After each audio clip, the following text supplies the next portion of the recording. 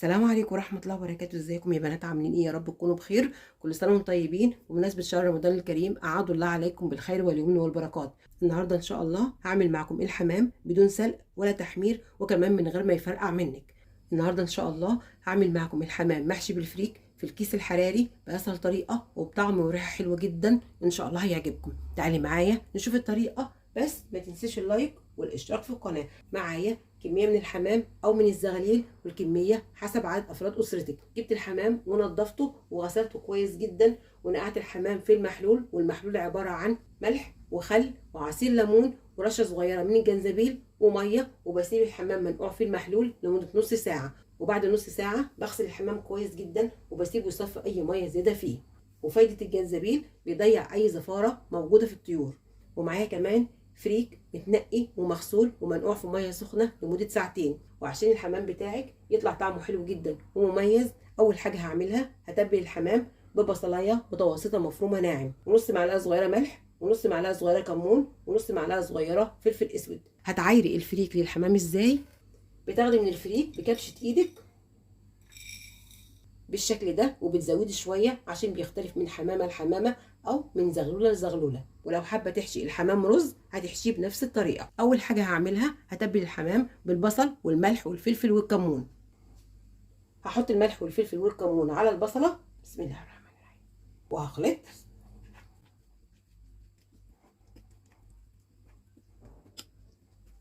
واخد الحمام واحده واحده وهتبلها، بسم الله الرحمن الرحيم. هتبل من بره وجوه.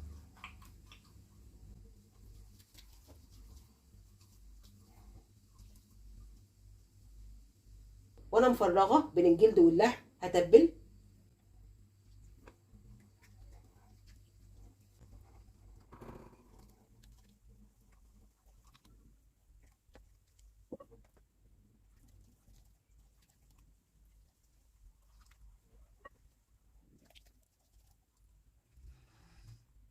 هسيب الحمام في التتبيله وهعمل الفريك.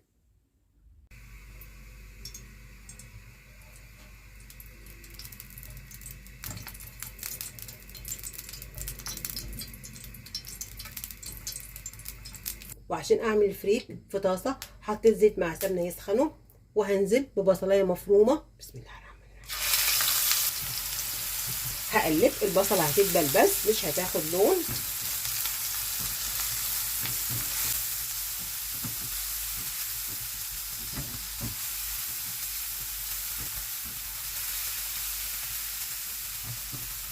وبعد ما البصله دبلت هنزل بالفريك، بسم الله الرحمن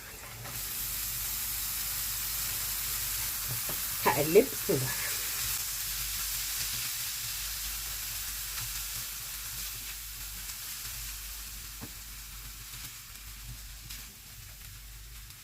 هحط على الفريك ملح، بسم الله الرحمن الرحيم، وفلفل اسمر،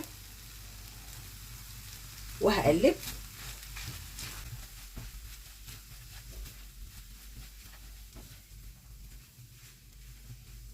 واخر حاجه هحطها على الفريك كوبايه صغيره من الميه. هسوي الفريك 3/4 سوا، بسم الله الرحمن الرحيم. هقلب.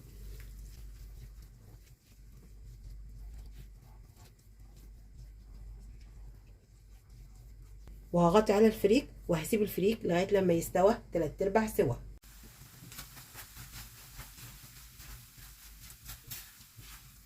وبعد ما الفريك استوى 3/4 سوا هطفي النار وهسيب الفريك لغايه لما يبرد، وهحشي الحمام. وهحشي الحمام بالفريك بعد ما برد، بسم الله الرحمن الرحيم. هحشي بطن الحمامه بالفريك، بسم الله الرحمن الرحيم.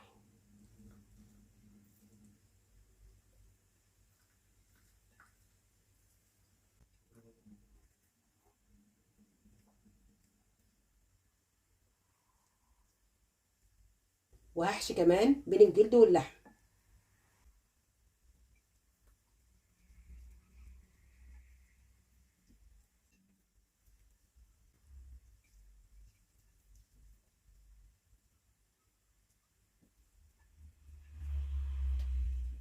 وبوزع الفريك. وبحشي كمان رقبه الحمامه، بسم الله الرحمن الرحيم.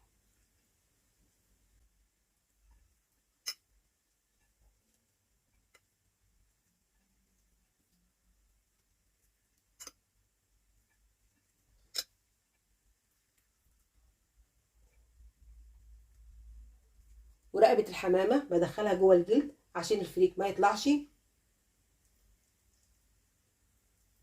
بالشكل ده. وبالقنصه بقفل على الفريك. بسم الله الرحمن الرحيم بالشكل ده. وبكتف الحمامه، رجل الحمامه بحطها في فتحه الحمامه. بسم الله الرحمن الرحيم. الرجل التانيه بالشكل ده. وبشيل اي فريك زياده.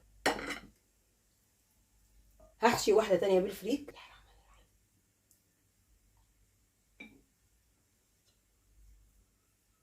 هحط فريك في بطن الحمامه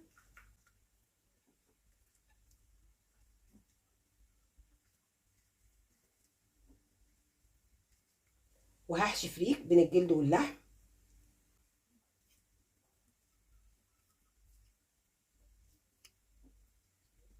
بوزع الفريك، بوزع الفريك، هحشي تاني.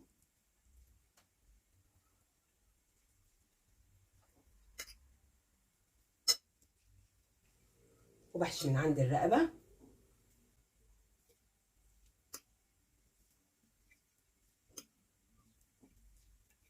وبدخل الرقبه جوه الجلد وبقفل على الفريك بالقنصه بالشكل ده. وبكتف الحمامه، بحط رجل الحمامه في الفتحه بتاعتها بالشكل ده، والرجل التانيه بالشكل ده. وجناح الحمام برجعه لورا وبشيل اي فريك زياده بالشكل ده.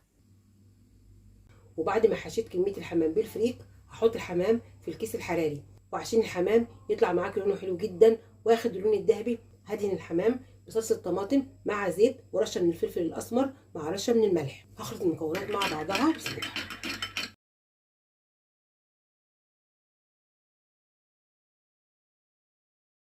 هدهن الحمام بخليط صلصه الطماطم. بسم الله الرحمن الرحيم.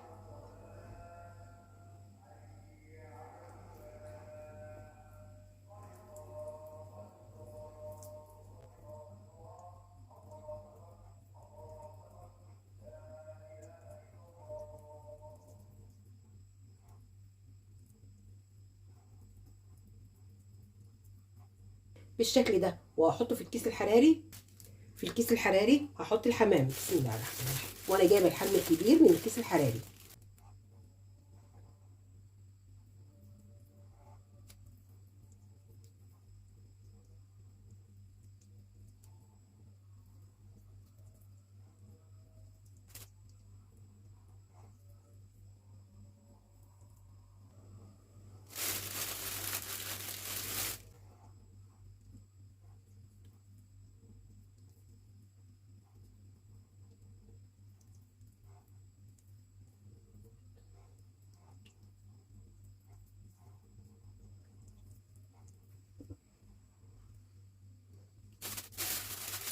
وحطيت الحمام في الكيس الحراري وحطيتهم في صينيه. اخرج الهواء من الكيس الحراري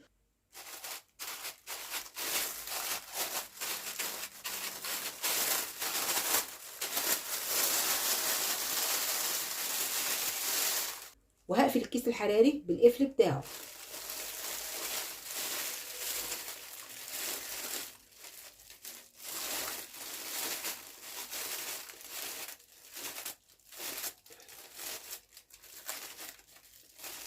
وبدخل باقي الكيس الحراري في الصينيه.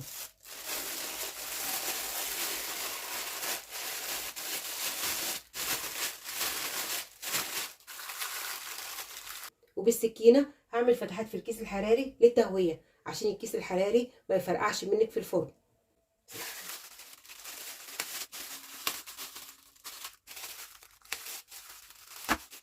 وهدخل الحمام اللي في الكيس الحراري فرن ساخن على درجه حراره 200 في الرف اللي في النص لغايه لما الحمام يستوى وياخد اللون الذهبي. هدخل الحمام الفرن ولما يستوى وياخد اللون الذهبي هرجع اوريكم شكله النهائي. وهعمل مع الحمام طاجن حلو جدا ولذيذ. هعمل طاجن الفريك بكبد وقلوب الحمام. هو طاجن حلو جدا وخفيف ولذيذ وكمان ارخص طاجن ممكن تعمليه في العزومات. حطيت في الحله معلقه من السمنه مع معلقه من الزيت يسخنوا وهنزل بكبد وقلوب الحمام. بسم الله الرحمن الرحيم. هديهم تشويحه خفيفه.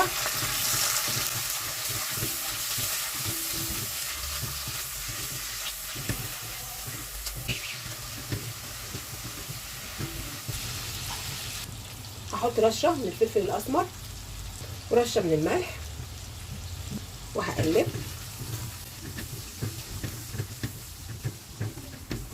وبعد ما شوحت قلوب وكبد الحمام هشيلهم.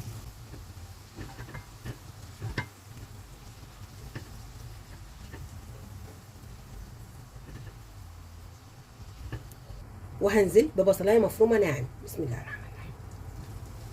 هقلب. البصله مش هتاخد لون، البصله هتدبل بس.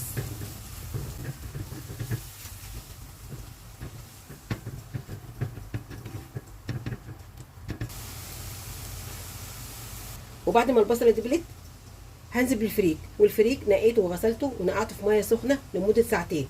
ممكن كمان بتنقعي الفريك من بالليل، وكميه الفريك حسب رغبتك. بسم الله الرحمن الرحيم. هقلب.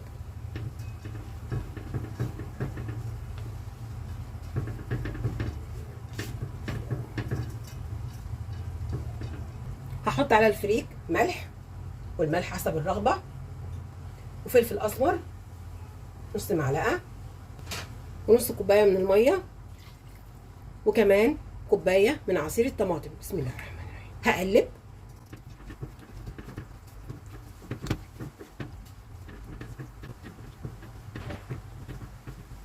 وهسيب الفريك يغلي غلوه واحده بس.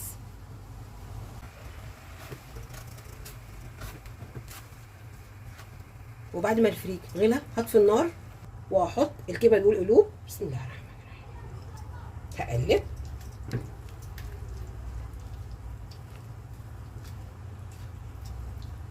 وفي طاجن سخن او في صينيه هحط الفريك. بسم الله الرحمن الرحيم.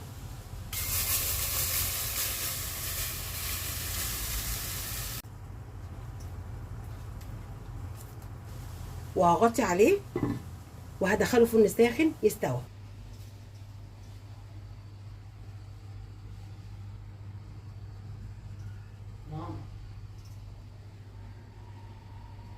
وده الشكل النهائي للحمام اللي في الكيس الحراري بعد ما استوى وخرج من الفرن. وكمان عملت مع الحمام اللي في الكيس الحراري طاجن الفريك بكبد وقلوب الحمام. بسم الله ما شاء الله. الطاجن لونه حلو جدا واخد اللون الذهبي. جربيه على طريقتي وان شاء الله هتعجبك. شوفي استوى واخد لون حلو ازاي. جربيه على طريقتي وان شاء الله هيعجبك. يا رب تكون حلقتي النهارده عجبتكم، وما تنسوش تعملوا لايك وشير للفيديو واشتراك للقناه وتفعيل زر الجرس عشان يوصلك مني كل جديد. كل سنه وانتم طيبين. السلام عليكم ورحمه الله وبركاته.